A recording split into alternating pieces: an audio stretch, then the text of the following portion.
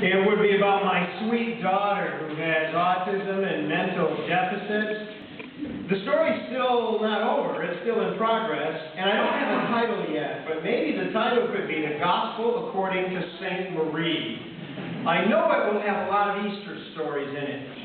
Now, in many ways, she is a Good Friday girl, but she is also an Easter girl. Over the years, she's given me a good number of Easter stories. You know, the Christian church exists because of Easter stories. Before there was a New Testament, before there were Christian scriptures, before there were the written Gospels, there was the storytelling community. And people told their stories about Jesus, like the one we heard today in Luke's Gospel. The people who loved Jesus before the cross still loved him afterward. And they still told stories about him. Stories of how he taught. Stories of how he healed. Stories of how he lived. And stories of how he died. And then, what happened after.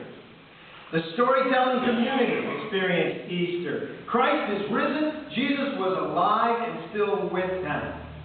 The storytelling community became the Easter people. Became the Christian church. They had Easter stories to tell. And you know what? Easter stories still happen. My daughter Marie has made me a few, like this one from a few years ago.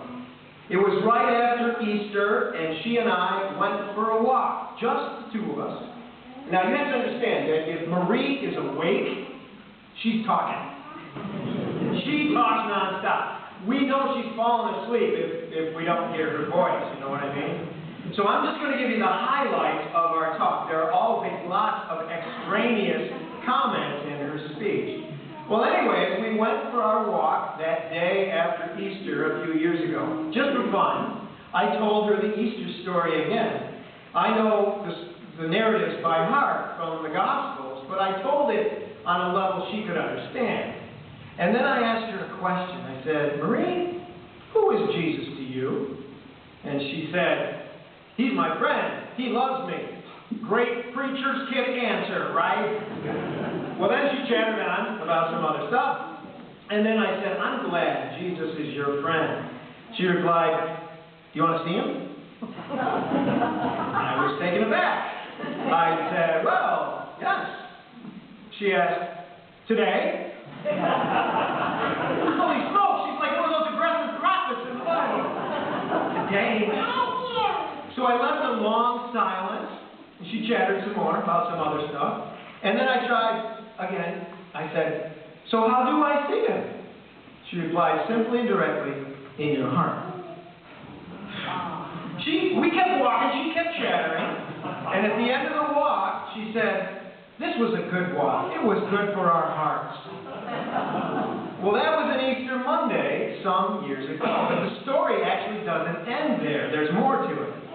2 weeks later, 2 weeks after this conversation, I took Marie for another walk. It was a gorgeous evening. And I was still kind of in the glow, so I reminded her of that conversation we'd had 2 weeks before. And then I asked her another question. I said, Marie, what did Jesus say the last time he talked to you? She said, he remembers my heart, and he loves the smiles on my face. Well, then she chattered on about some other stuff. And then she said, are you going to write this down?